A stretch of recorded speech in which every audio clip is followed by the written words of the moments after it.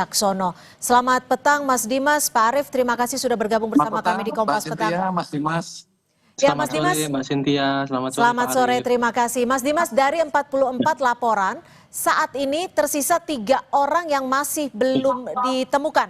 Boleh diceritakan dan diinformasikan ini kejadiannya seperti apa dan laporan yang diterima Kontras seperti apa dan bagaimana Kontras memverifikasi bahwa ketiga orang ini memang hilang saat aksi unjuk rasa, bukan oleh faktor lain. Mas Dimas.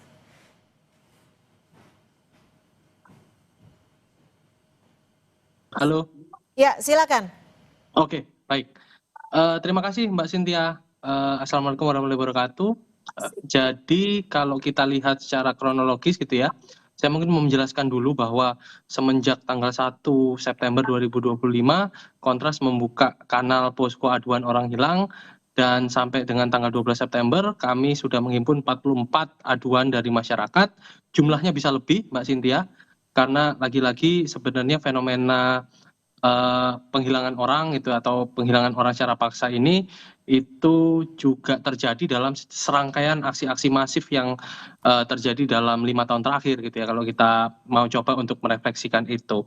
Nah, yang kedua, dari 12 hari ini gitu ya, kami juga sudah mengidentifikasi 41 orang yang rata-rata memang kemudian ditemukan di sejumlah kantor-kantor kepolisian mulai di tingkat Polda sampai dengan Polres gitu ya. Dan yang saya mau juga tekankan adalah ada 2 tipikal atau tipologi dari orang-orang yang dilaporkan hilang. Pertama adalah non-demonstran, itu sebanyak 20 orang.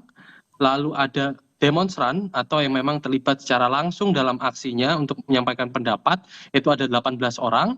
Sementara sisanya itu adalah yang statusnya masih belum diketahui. Jadi dari total 41 yang sudah teridentifikasi, 20 orang itu bukan bagian dari demonstran, artinya non-demonstran, dalam artian mereka adalah orang-orang yang sebenarnya tidak terlibat secara aktif dalam penyampaian pendapat atau unjuk rasa, tapi mereka hanya sekedar melihat, menyaksikan demonstrasi atau berada di lokasi. Kalau 3 orang yang masih hilang ini, Mas Bima, Mas Farhan, dan Mas Reno ini demonstran atau non-demonstran dari catatan Kontras? Ya, dari kronologis yang kami dapat gitu ya, Mas Farhan, Mas Reno ini memang terlibat aksi di tanggal 29 di lokasinya di Makobrimob Kuitang. Sementara Mas Bima Permana gitu ya, itu non demonstran karena berdasarkan kronologi yang kami dapat sebenarnya dia hendak berangkat kerja. Lalu kemudian terakhir dia memang ada di lokasi yang dekat dengan lokasi tempat tinggalnya, itu lokasi aksi di Palmerah, sekitar Palmerah, lalu kemudian tidak bisa lagi dihubungi. Oke, ditahan sampai di situ. Saya ke Kompolnas. Pak Arief, kalau dari catatan Kompolnas, ini posko pengaduan yang dibuat atau dibuka oleh Polda Metro Jaya saat ini sudah ada berapa laporan orang hilang? Apakah 3 orang yang masih dicatat Kontras ini juga dimasukkan dalam posko ini? Iya, terima kasih Mbak Cynthia, Mas Dimas. Memang beberapa waktu yang lalu kami Kompolnas juga maraton. Kami ketemu dengan Bapak Kapolda Metro Jaya di kantornya mereka bersama dengan Dirkrimum Pak Irwansyah juga dengan Propam Polda Metro Jaya. Dan kami mendapatkan beberapa laporan yaitu diantaranya adalah penanganan yang bisa dibagi menjadi beberapa klaster, yaitu demonstrasi, pelaku demonstrasi yang anarkis, kemudian mereka pelaku lapangan dan mereka provokator. Kemudian Polda Metro Jaya itu sendiri itu juga sudah membuka posko aduan untuk orang hilang. Yang tadi disampaikan Mas Dimas itu ada 44 orang, masih 3 belum kembali, yaitu Mas Bima, Farhan, dan Reno. Nah, itu dipusatkan di Aula Satya Prabu di Krimum Polda Metro Jaya. Bahkan mereka punya nomor telepon. Nomor teleponnya mohon dicatat 0812 8559 9191. Kami ulangi 0812 8559 9191. Jadi ini bisa berupa WA dan langsung terbuka 24 jam. Demikian. Dari posko ini terintegrasi dengan pihak lain tidak? Mungkin dengan Kontras, dengan Komnas HAM dan lain sebagainya? Kalau menurut yang kami pantau, kami lihat Dan ini posko ini sudah dibuka dan diinformasikan kepada publik. Tentunya pasti kita sebagai masyarakat maupun dengan teman-teman dari Kontras juga dari lembaga pengawas lain itu pasti sudah terkoneksi. Demikian Mbak Cynthia. Oke, Mas Dimas, dari catatan Kontras sendiri, ketiga orang yang hilang ini indikasinya seperti apa sih? Kalau dugaan dari Kontras, disebabkan oleh apa? Ya, kalau kita melihat pola dari 41 orang yang sudah ketemu gitu kan rata-rata ditemukan di kantor kepolisian gitu ya Mbak ya. Kan sebenarnya dalam konteks penghilangan orang secara paksa ini ada kaitan yang sangat kuat gitu ya dengan sejumlah tindakan-tindakan penangkapan dilakukan oleh kepolisian maupun pengamanan oleh kepolisian selama proses aksi berlangsung dari tanggal 28 bahkan mundur sebelumnya tanggal 25 sampai 31 Agustus terakhir gitu ya. Jadi memang ada kaitan yang sangat erat antara penangkapan yang sangat masif dilakukan oleh kepolisian dan juga pengamanan yang dilakukan oleh kepolisian. Namun sayangnya, kenapa kemudian ada fenomena hilangnya orang atau penghilangan orang secara paksa ini? Karena ketika dilakukan penangkapan atau kepolisian melakukan penangkapan, pengamanan atau bahkan penahanan tidak juga disertai secara langsung, secara cepat gitu ya, pemberian informasi nama-nama orang-orang yang ditangkap kepada publik. Nah, jadi inilah Maaf yang saya potong sebenarnya Mas Dimas, maaf saya potong. Tadi kalau saya tidak dengar, Anda menyebutnya penghilangan orang secara paksa. Pihak mana yang melakukan ini menurut Anda?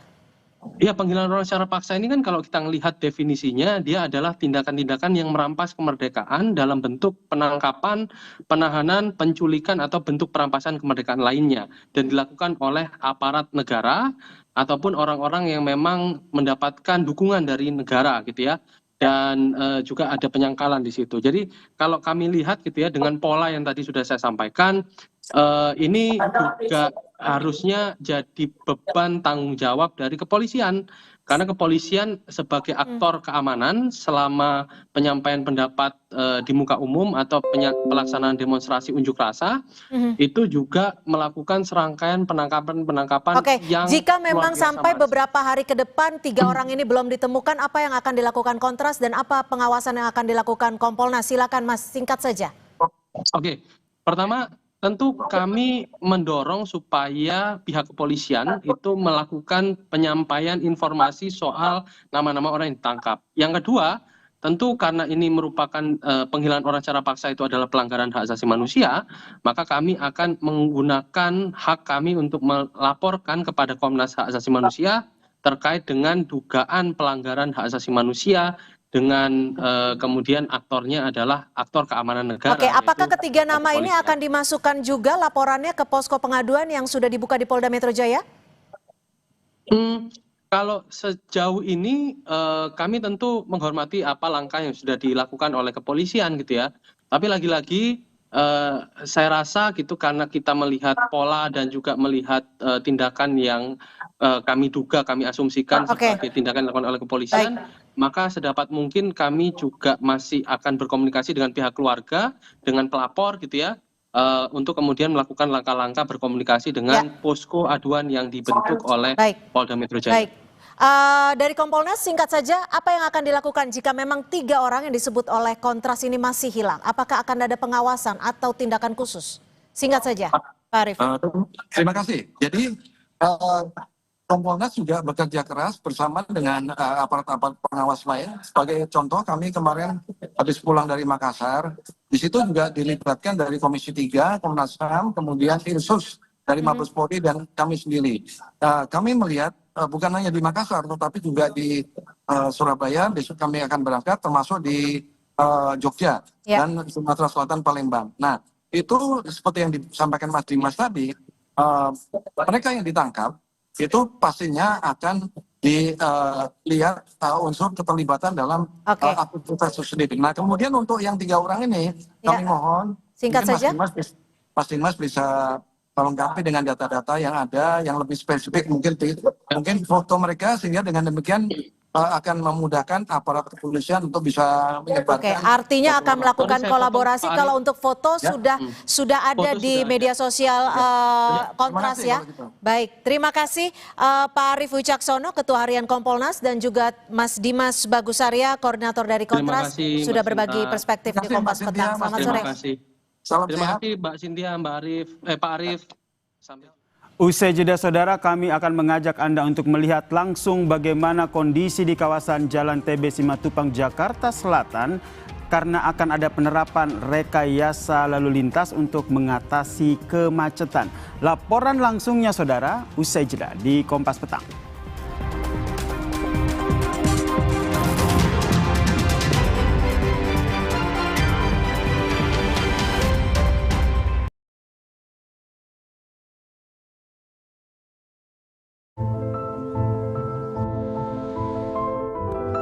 Every mile is a reminder of cherished memories. Suzuki Fronx, marvelous at every mile. Umpan lambung apa umpan terobosan yang terbaik? Ridho! Do! Seger-seger, luwak white coffee.